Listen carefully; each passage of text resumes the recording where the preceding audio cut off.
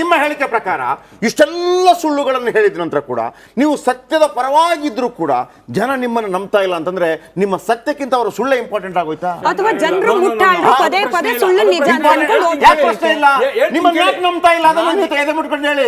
ನೀವು ಸತ್ಯ ಹೇಳಿದ್ರು ಕೂಡ ನಿಮ್ಮನ್ನು ನಂಬ್ತಾ ಇಲ್ಲ. ನೀವು ಸತ್ಯ ಹೇಳಿದ್ರು ಅಲ್ಲ ಸರ್, ನಮ್ಗೆ ಅವಕಾಶ ಕೊಡಬೇಕು ಹೇಳಕ್ಕೆ. ನಾನು ಅದೇ ಹೇಳಿಲ್ಲ, ನಿಮ್ಗೆ ಅವಕಾಶ ನಿಮ್ಮನ್ನ ಯಾಕೆ ನಂಬ್ತಾ ಇಲ್ಲ? ಸತ್ಯ ಮಾತಾಡೋಷ್ಟೊತ್ತಿಗೆ ನೀವು ಕಟ್ ಮಾಡ್ತೀರಿ. ಇಲ್ಲ ಹೇಳಿ ಸರ್, ಒಂದು ನಿಮಿಷ ಪೂರ್ತಿ ನಿಮ್ದು ಹೇಳಿ, ಒಂದು ನಿಮಿಷ ಪೂರ್ತಿ ಟೈಮರ್ ಹಾಕ್ಬಿಡಿ, ಒಂದು ನಿಮಿಷ. ಮೋದಿ ಅವರು ಏನ್ ಮಾಡಿದ್ದಾರೆ, ಈ ದೇಶದಲ್ಲಿ ಅವರು ಭ್ರಮೆಗಳನ್ನು ಬಿತ್ತಿದ್ದಾರೆ. ಮತ್ತೆ ಇಂದಿಗೂ ಮಾತ್ರ ನಾನು ಪ್ರಧಾನಮಂತ್ರಿ ಅಂತ ಅಂದ್ಕೊಂಡಿದ್ದೀನಿ. ಈ ದೇಶ ಬಹು ಸಂಸ್ಕೃತಿಯ ದೇಶ, ಇಲ್ಲಿ ಬಹಳ ಭೌಗೋಳಿಕ ವೈವಿಧ್ಯತೆ ಇದೆ, ಬಹು ಭಾಷೆ ಇದೆ. ಅಷ್ಟು ಜನ ಪ್ರಧಾನಿ ಅವರು, ಆದ್ರೆ ರಾಮನ ಹೆಸರು ಹೇಳಿ ಇವರು ಒಂದೂವರೆ ದಶಕ. ಒಂದು ನಿಮಿಷ ಟೈಮ್ ಕೊಟ್ಟಿದೀವಿ ಅವ್ರಿಗೆ, ಹೇಳ್ಬಿಡಿ, ಪೂರ್ತಿ ಹೇಳ್ಬಿಡಿ, ಹೇಳಿ. ನೀವು ಆಯ್ತಾಯ್ತು ನಾವು ಇನ್ನೇನು ಮಾಡಕ್ಕಾಗಲ್ಲ.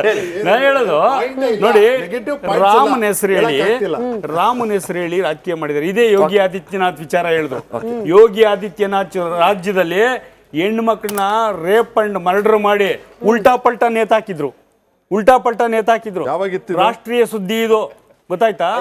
108. ಆದ್ರೆ ಒಬ್ಬ ಶಾಸಕನೇ, ಬಿಜೆಪಿ ಶಾಸಕನೇ ರಾಜಸ್ಥಾನದಲ್ಲಿ ರೇಪ್ ಮಾಡ್ದ, ಆತ ಜೈಲ್ಗೆ ಹೋದ. ಅಂದ್ರೆ C it is A tendency of human tendency ತಂದು ನೀವು ಪಾಲಿಟಿಕ್ಸ್ ಬಳಸಬೇಡಿ. ಮತ್ತೆ ಧರ್ಮವನ್ನು ಜಾತಿಯನ್ನು ಒಡೆಯೋ ಕೆಲಸ ಮಾಡಬೇಡಿ. ನೀವು ಮನು ಸಿದ್ಧಾಂತವಾದಿಗಳು, ನೀವು RSS ಸಿದ್ಧಾಂತ ನಂಬಿರೋರು. ಸಂಪತ್ತನ್ನ ಹಂಚೋದು, ಆಮೇಲೆ ರಾಜರುಗಳನ್ನೇ ಬೈತಾರೆ.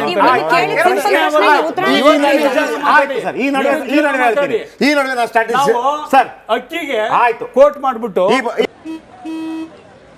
ನಡಿ ಈಗ ಶುರು ಮಾಡೋಣ.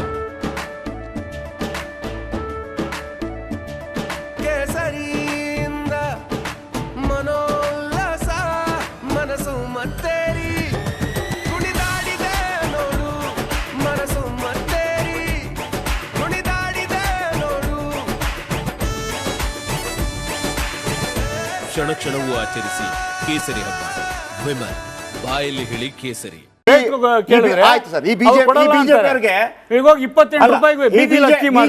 ಬಿಜೆಪಿ ಅವರು ಹಿಂದೂಗಳ ಬಗ್ಗೆ ಮಾತ್ರ ಮಾತಾಡ್ತಾರಲ್ವಾ, ಮುಸ್ಲಿಮರ ಬಗ್ಗೆ ಮಾತಾಡೋದಿಲ್ಲ, ಅವ್ರ ಬಗ್ಗೆ ಪ್ರೀತಿ ಇಲ್ಲ. ಎಲ್ಲರ ಬಗ್ಗೆ ಮಾತಾಡಬೇಕು.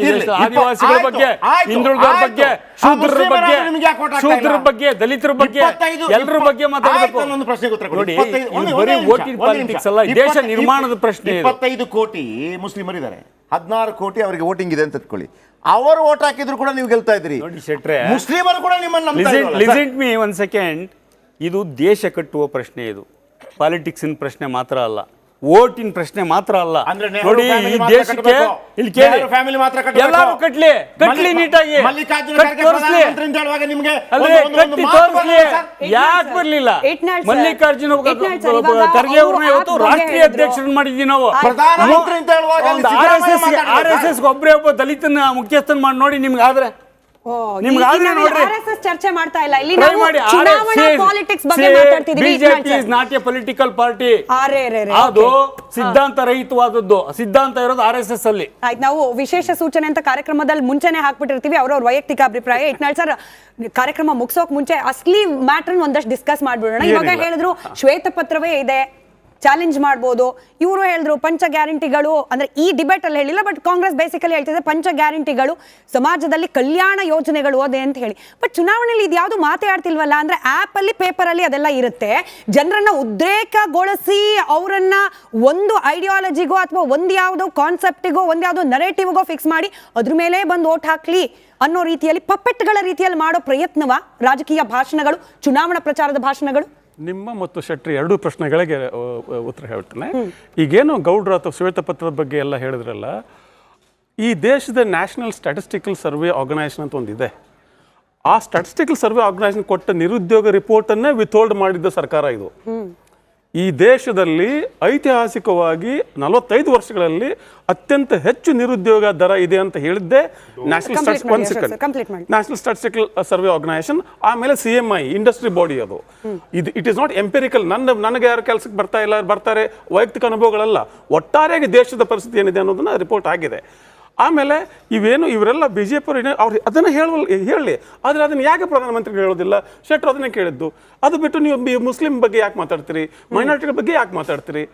ಇದು ಎಷ್ಟು ಢಾಳವಾಗಿ ಕಾಣ್ತದೆ ಅಂದರೆ, ಒಂದು ಕಡೆ ನಿಮಗೆ ಬಿಲ್ಕಿಸ್ ಬಾನು ಅನ್ನುವಂಥ ಒಬ್ಬ ರೇಪ್ ಆದ ಮಹಿಳೆ, ಆಕೆ ರೇಪ್ ಮಾಡಿದವರು ಜೈಲಿಗೆ ಹೋಗ್ತಾರೆ, ಅವರ ಪರೋಲ್ ಮೇಲೆ ಹೊರಗಡೆ ಬಂದರೆ ಅವ್ರಿಗೆ ಸನ್ಮಾನ ಮಾಡ್ತಾರೆ. ಪಾರ್ಲಿಮೆಂಟಲ್ಲಿ ಡ್ಯಾನಿಶ್ ಅಡಿ ಅನ್ನುವಂಥ ಒಬ್ಬ ಎಲೆಕ್ಟೆಡ್ MP ಅವನನ್ನು ಹೀನಾಮಾನ ಜಾತಿ ಧರ್ಮ ಹಿಡ್ಕೊಂಡು ಒಬ್ಬ BJP ಸಂಸದ ಬೈತಾನೆ ಸದನದಲ್ಲಿ ಅಧಿಕೃತ ಇನ್ನೊಬ್ಬ ಸಂಸದನ ಬಗ್ಗೆ. ಇದು BJPಯ ಧೋರಣೆಗಳು ಕ್ಲಿಯರ್ ಆಗಿವೆ. ಆದರೆ ಕಾಂಗ್ರೆಸ್, ನೀವು ಶೆಟ್ಟರ್ಗೆ ಹೇಳಿದ್ರಲ್ಲಿ ಯಾಕೆ ಕಾಂಗ್ರೆಸ್ಗೆ ಜನ ಬರೋದಿಲ್ಲ ಹಾಗಾದರೆ ಅಂತೇಳಿ, ಯಾಕೆ ಅಂದರೆ Congress has stop reinventing it self. ಅವರು ಹೊಸ ಯೋಚನೆ ಮಾಡೋದು ಬಿಟ್ಬಿಟ್ಟಿದ್ದಾರೆ. ಈಗ ಹೊಸದಾಗಿ ಏನಾಯಿತು, 2014ಕ್ಕೆ ಮೋದಿ ಮತ್ತು BJP ಪ್ರಣಾಳಿಕೆ ಏನಿತ್ತು, ಅಚ್ಚೆ ದಿನ್ ಬೆಲೆ ಏರಿಕೆ ಕಂಟ್ರೋಲ್ ಮಾಡ್ತೇವೆ ಹಾಗೆ ಅಂತ ಮಾಡಿದ್ರ ಇಲ್ಲ ಮತ್ತು ಬೇರೆ.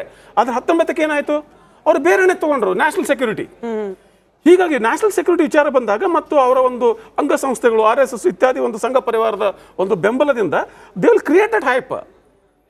ಅದಕ್ಕೆ ಕೌಂಟರ್ ಇರಲಿಲ್ಲ ಕಾಂಗ್ರೆಸ್ಗೆ. ಈಗ ಕೂಡ ಆ ಥರದ ಒಂದು ನ್ಯಾಯ ಅಂತ ಅವರ ಒಂದು ಯೋಜನೆ ಇದೆಯಲ್ಲ, ಮತ್ತು ಈ ಗ್ಯಾರಂಟಿ ಯೋಜನೆಗಳಿಂದ ಸ್ವಲ್ಪ ಹೆಚ್ಚನೇ ಸ್ಫೂರ್ತಿಗೊಂಡು, ಅಗತ್ಯಕ್ಕಿಂತ ಜಾಸ್ತಿ ಸ್ಫೂರ್ತಿಗೊಂಡು ಈಗ ಆಸ್ತಿಯನ್ನು ತಗೊಂಡು 45% ನಿಮಗೆ ವಾರಸುದಾರಿಕೆ ತೆರಿಗೆ ಹಾಕ್ತೇವೆ ಅಂತ ಹೇಳ್ತಿದ್ದಾರೆ. ಈಗ GST ಹೆಚ್ಚಾಯ್ತು ಅಂತ ಹೇಳೋದು ಕಾಂಗ್ರೆಸ್ನೇ.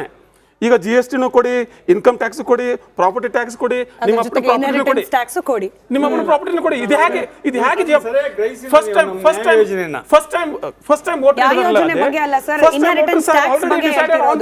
ಅಲ್ಲಿಗೆ ಡೆಲಿಬರೇಟ್ ಆಗಿ ಒಂದ್ ನಿಮಿಷ ನೋಡಿ, GST ತೆರಿಗೆನ ಇದೇ ಅಮಿತ್ ಶಾ, ಇದೇ ಮೋದಿ ಇದ್ರ ಮುಂದೆ ಕೆಂಪುಕೋಟೆ ಮುಂದೆ ಪೆರೇಡ್ ಮಾಡ್ಬಿಟ್ಟು ಅವರು ವಿರೋಧಿಸಿದ್ರು. ಆಯ್ತಾ? ಅವಾಗ ಇದೇ ಸ್ಲ್ಯಾಬ್ ಎಷ್ಟು 8%, 18%. ಇದನ್ನ ಯಾವ ಲೆವೆಲ್ಗೆ ತಗೊಂಡು ಇವರು 12%, 18%, 28%. ಇದ್ರ ಅರ್ಥ ಏನ್ ಗೊತ್ತಾ? ಕಾರ್ಪೊರೇಟ್ ಕುಳುಗಳ ಮೇಲೆ ಹಾಕುವಂತ ತೆರಿಗೆ ಪರ್ಸೆಂಟೇಜ್ ಅನ್ನು ಇಳಿಸಿದ್ರು. ಸೊ ಇದ್ರ ಅರ್ಥ ಏನು? ಇಲ್ಲ, ಇದು ವಿಚಾರಗಳನ್ನ ಇಟ್ನಾಳ್ ಸರ್ ಒಪ್ಕೊಳ್ತೀರಿ. ಉಷಾ ಮೇಡಮ್, ಸಾರಿ, ನಿಮಗೆ ಜಾಸ್ತಿ ಮಾತನಾಡ್ಲಿಕ್ಕೆ ನಾನು ಅವಕಾಶ ಕೊಡ್ಲಿಕ್ಕಾಗಿಲ್ಲ. ಸಮಯ ಇದೆ ಅಷ್ಟೇ. ಸಾರಿ, ಸಮಯ ಸ್ಟೇಟ್ಮೆಂಟ್ 45 years ಪ್ಲಸ್ ಅಲ್ಲಿ ಅನ್ಎಂಪ್ಲಾಯ್ಮೆಂಟ್ ಇದೆ ಅಂತ ಹೇಳ್ತಾರೆ. ನೋಡಿ, ಇಲ್ಲೆಲ್ಲ ಉದ್ಯೋಗಿಗಳಿದ್ದಾರೆ. ನಾನು ಒಂದು ಸಂಸ್ಥೆ ನಡೆಸ್ತಾನೆ, ನಮ್ಗೆ ಎಂಪ್ಲಾಯ್ಸ್ ಸಿಗ್ತಾ ಇಲ್ಲ ಸರ್.